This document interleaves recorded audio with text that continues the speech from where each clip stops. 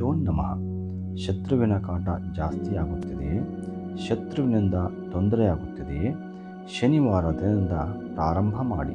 ಈ ಸರಳ ಪರಿಹಾರ ಮಾಡುವ ಮೊದಲು ತುಪ್ಪದ ದೀಪವನ್ನು ಹಚ್ಚಿ ವಿಘ್ನೇಶ್ವರನ ಆರಾಧನೆಯನ್ನು ಮಾಡಿ 21 ಗರಿಕೆಯಿಂದ ಮಂತ್ರ ಓಂ ಗಂ ಗಣಪತಯೇ ನಮಃ ಎಂಬ ಮಂತ್ರವನ್ನು ಹೇಳುತ್ತಾ ಗರಿಕೆಯೊಂದಿಗೆ ನೀಲಿ ಹೂಗಳನ್ನು ಅಥವಾ ನೀಲಿ ಶಾವಂತಿಗೆ ಹೂವನ್ನು ಸಮರ್ಪಿಸಿ ಸಂಕಲ್ಪ ಮತ್ತು ಪ್ರಾರ್ಥನೆಯೊಂದಿಗೆ ಧೂಪ ದೀಪದಿಂದ ಆರಾಧನೆಯನ್ನು ಮಾಡಿ ನೈವೇದ್ಯವನ್ನು ಮಾಡಿ ನಂತರ ಕುಲದೇವರ ಆರಾಧನೆಯನ್ನು ಮಾಡುತ್ತಾ ಸ್ವಾಮಿಗೆ 108 ನಾಮಾವಳಿಗಳಿಂದ ಹಳದಿ ಹೂಗಳನ್ನು ಸಮರ್ಪಿಸಿ ಧೂಪ ದೀಪದೊಂದಿಗೆ ಆರಾಧನೆ ಮಾಡಿ ನೈವೇದ್ಯ ಮಾಡಿ ನಂತರ ಮೊದಲು ಹೊಸದಾದ ಹಣತೆ ತೆಗೆದುಕೊಂಡು ದೀಪದ ಒಳಭಾಗದಲ್ಲಿ ಕಪ್ಪು ಸ್ಕೆಚ್ ಪೆನ್ನಿನಿಂದ ನಿಮ್ಮ ಶತ್ರುವಿನ ಹೆಸರು ಜೊತೆಗೆ ಅವರ ತಾಯಿಯ ಹೆಸರನ್ನು ಬರೆಯಬೇಕು.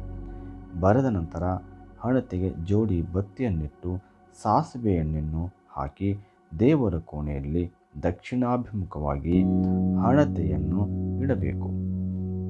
ಸಂಕಲ್ಪ ಮತ್ತು ನಿಮಗೆ ಏನಾಗಬೇಕು ಎಂಬುದನ್ನು ಪ್ರಾರ್ಥನೆಯೊಂದಿಗೆ ಮತ್ತೊಮ್ಮೆ ನಿಮ್ಮ ಶತ್ರುವಿನ ಹೆಸರು ಮತ್ತು ತಾಯಿಯ ಹೆಸರನ್ನು ಹೇಳಿ ಹಣತೆಯನ್ನು ಬೆಳಗಿಸಿ.